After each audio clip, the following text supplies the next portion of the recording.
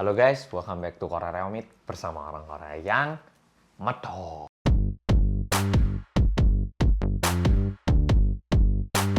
Di video kali ini aku mau menceritakan kejadian nyata hijacking yang terjadi di Korea. Dan lebih seremnya lagi, kejadian ini dilakukan oleh pasukan Korea Utara yang bertujuan menculik 51 warga Korea Selatan yang terdiri dari 47 penumpang dan 4 pramugari. Langsung kita mulai. Kejadian yang mau tak ceritakan hari ini terjadi pada tanggal 11 Desember 1969 di pesawat Korean Airlines dengan jenis pesawat NAMCS YS-11 yang terbang dari kota Gangneung ke kota Seoul. Penerbangan ini dilakukan pada siang hari pukul 12.25 dan sekitar 15 menit setelah lepas landas, seketika pesawat ini mencapai di langit daerah kota Pyeongchang, bukan Pyongyang ya, Pyeongchang ini di Korea Selatan. Tiba-tiba pesawat ini membelokkan arah ke Korea Utara. Kita bisa melihat pesawat yang seharusnya dari Gangneung terbang ke barat, tiba-tiba menuju ke utara dan mendarat di bandar udara pesawat yang ada di Korea Utara yang disebut Bandara Sondok di daerah Wonsan. Ini mungkin agak susah untuk dipahami dan juga lumayan susah untuk dijelaskan. Tapi aku ataupun kita warga Korea Selatan itu nggak bisa ke Korea Utara. Bukan kayak negara Cina ataupun negara-negara lain yang butuh visa. Bukan negara yang kayak gitu. Tapi ini negara yang nggak bisa kita ke sana. Istilahnya Korea Utara sama Korea Selatan itu masih kondisi perang sehingga nggak bisa saling lintas gitu loh. Nggak bisa melintas. Kita sekali ke sana itu nggak pasti kalau bisa kembali. Ini karena Indonesia nggak ada negara yang kayak gini ya, jadi agak susah aku mengilustrasikannya. Tapi pokoknya situasinya kayak gitu. Unik lah situasinya, oke? Jadi kalau sekali ke Korut itu bisa jadi nggak bisa kembali kayak gitu. Nah, hal ini tentu membuat warga Korea Selatan begitu kaget dan jatuh dalam ketakutan. Ya pasti panik ya toh, ada pesawat yang ternyata di-hijack ke Korut gitu. Dan tepatnya 30 jam kemudian, pada tanggal 13 Desember subuh hari, tiba-tiba Korut membuat pernyataan kayak gini di TV Korut gitu loh. Dikarenakan dua pilot yang ingin pindah ke Korut, pesawat ini masuk ke daerah Korut atas keinginan mereka sendiri. Ya kan, beritanya Korut biasanya kayak gitu. Jadi Korut menyatakan bahwa ini tuh bukan kita yang nyuri, tapi pilot-pilotnya itu pengen ke Korea sehingga mereka itu belok sendiri ke sini. Nah, akhirnya pada tanggal 22 Desember, Korea Selatan meminta pertolongan kepada UN alias PBB. PBB itu meminta Korea Utara untuk mengembalikan seluruh warga negara Korsel ya ke Korsel lagi.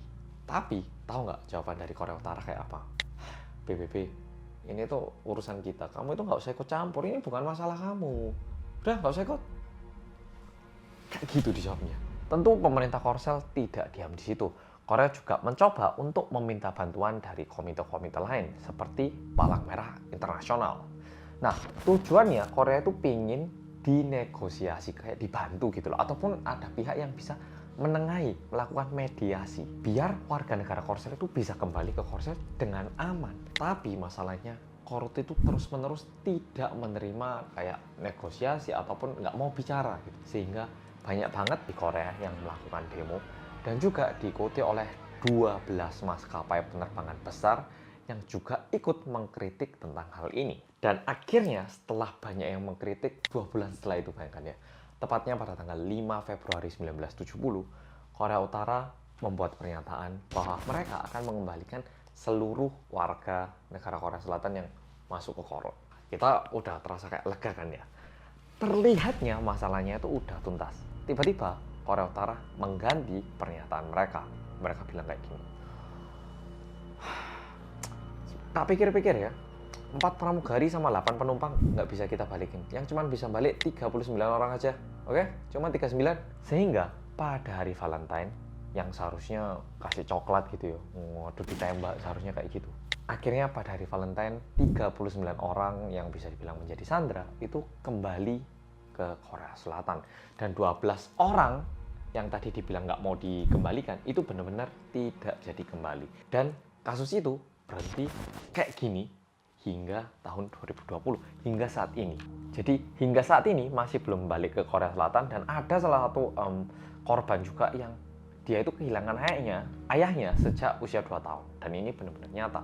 Berkat kejadian ini, sebenarnya keamanan bandara itu menjadi lebih ketat lagi, dan bahkan pilot diizinkan untuk membawa senjata. Dan yang menyedihkan lagi, bisa dibilang menyedihkan dan anehnya, kan ada beberapa keluarga yang terpisah di Korut dan Korsel karena diakibatkan perang ya.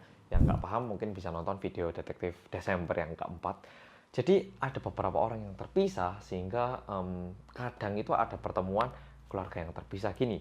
Dan salah satu pertemuan di tahun 2001 di bulan Februari, salah satu pramugari yang ke Korut yang bernama Song Yong-hee, dia itu berhasil ketemu dengan ibunya di kota Pyongyang. Jadi mamanya itu pergi ke Pyongyang untuk ketemu putrinya, dan putrinya itu ternyata benar-benar masih ada di Pyongyang. Tapi kalau pertemuan kayak gini itu benar-benar cuma ketemu, nggak bisa digunakan sebagai kesempatan untuk pergi ke Korsel, dari yang Korsel ke Korut itu nggak bisa. Sehingga sedihnya mereka terpisah, dan ya paling nggak masih ketemu. Nah sekarang follow pasti pengen tahu tuh sebenarnya yang terjadi apa. Dan ternyata apa yang dinyatakan oleh pemerintah Korut itu tidak benar. Korut bilangnya pilotnya sendiri yang pengen masuk ke Korut sehingga pesawatnya belok sendiri. Itu yang dinyatakan Korut kan ya. Tetapi setelah diperiksa oleh pemerintah Korsel, ini waktu pemerintah Korsel cuman memeriksa sebelum mereka bertemu dengan korban yang kembali. Korsel itu menduga ada satu penumpang yang berpura-pura menjadi penumpang, padahal dia itu sebenarnya mata-mata dia itu membujuk pilot ataupun kopilot dari Korean Airlines agar mereka ini mau ke Korea Utara. Ketika pernyataan ini dibuat, direktur utama dari Korean Airlines langsung menyangkal pernyataan ini. Dia bilang, itu kan cuma prediksi. Saya yakin tidak mungkin pilot ataupun kopilot dari Korean Airlines ini tersangkut paut dalam kasus hal ini. Dan kejadian ini pastinya terjadi bukan karena keinginan mereka. Pastinya mereka itu terpaksa dikarenakan situasi. Bilang kayak gitu. Dan akhirnya faktanya ini terbongkar saat penumpang-penumpang yang tadi ke Korut dikembalikan kan ya pada hari Valentine. Setelah mereka kembali dan setelah diperiksa, faktanya itu kayak gini. Jadi ini diumumkan pada tanggal 15 Februari tahun 1970. Ternyata di dalam pesawat itu ada satu penumpang yang bernama Cho Chang-hee yang sebenarnya merupakan mata-mata dari Korea Utara dan tinggal di Korea Selatan. Nah, mata-mata ini mendapat perintah untuk kembali ke Korut sehingga dia itu membuat rencana dan berpura-pura menjadi seseorang bernama Han Chang-gi. Dia duduk di bangku paling depan di dalam pesawat, dan seketika pesawat ini lepas landas, dia langsung mengancam pilot dan kopilot dan memaksa membelokkan pesawat ini ke Korea Utara. Dikarenakan kejadian ini, Korea sempat mengadopsi sistem yang dimiliki oleh maskapai El Al Israel. Ini maskapai yang ketat banget karena di dalamnya pesawat itu ada tim keamanan, istilahnya kayak ada bodyguardnya gitu. Plus pilotnya itu diberi senjata, dan juga selama penerbangan itu pintu ke arah ruang kemudi yang ada pilotnya itu selalu dikunci. Dan berkat sistem keamanan yang baru ini, pada tanggal 23 Januari 1971, sebuah penerbangan dari Korean Airlines lagi hampir di-hijack, tapi hasilnya berbeda dengan cerita kali ini. Tapi bisa dibilang ini juga kejadian hijack yang mau membawa penumpang Korea Selatan ke Korea Utara. Dan ini kejadiannya terjadi nggak ada 2 tahun setelah kejadian ini, masih di bulan Januari 1971. Dan cerita ini bakal tak ceritakan di video berikutnya. Oke, follow. Jadi video kali ini sampai sini, dan aku juga pengen tanya kepada follow. Apakah nanti kalau COVID udah selesai, follow pengen cepet-cepet naik pesawat, atau gara-gara cerita ini jadi mikir 2 kali untuk naik pesawat? Nah, tuliskan di komen, dan tak tunggu besok di channel ini lagi untuk cerita hijack berikutnya. Oke, follow. Sampai jumpa besok.